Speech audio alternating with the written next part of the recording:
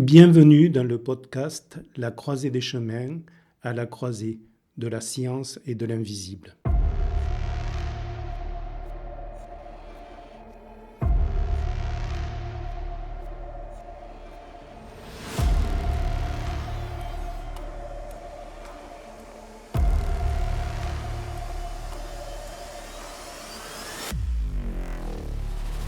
Je m'appelle Franck Jean-Pierre Marty.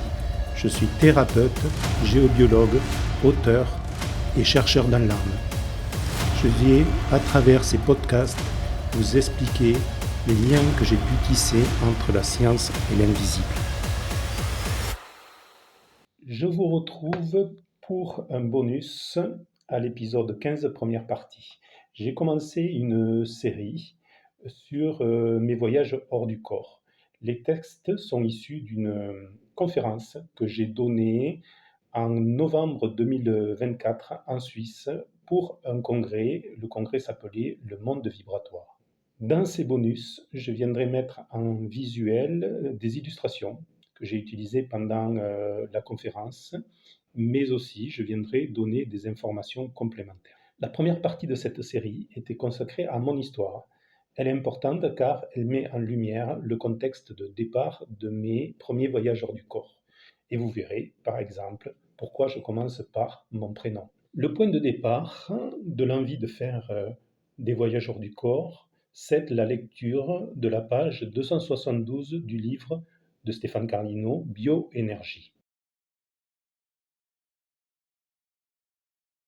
Stéphane y décrit un voyage hors du corps en se plaçant sous la châsse reliquaire de Sainte-Richarde. Dans ce voyage, il part à la rencontre de la sainte qui lui remet ses attributs karmiques sous la forme d'objets. Stéphane explique que toutes les personnes du groupe qui l'accompagnaient ce jour-là ont fait ce même voyage. La description de cette expérience mystique m'avait vraiment captivé.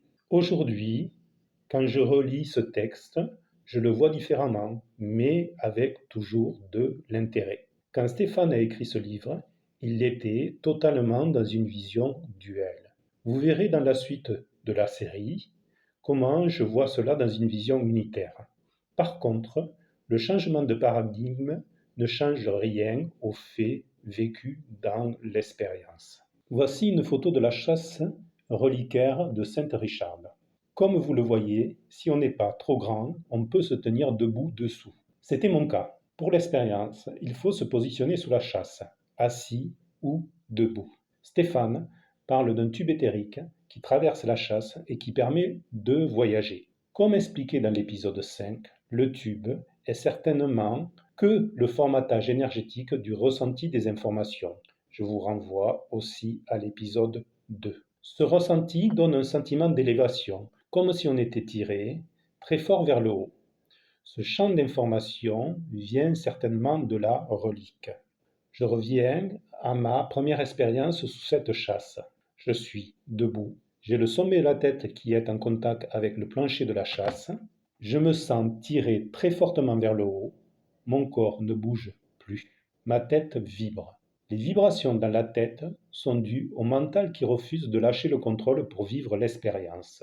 Comme vous le verrez un peu plus loin dans la série, le mental doit lâcher complètement pour libérer l'esprit et le laisser partir dans le voyage. Ce bonus est terminé. Si vous avez des questions, passez par mes réseaux sociaux pour me les poser.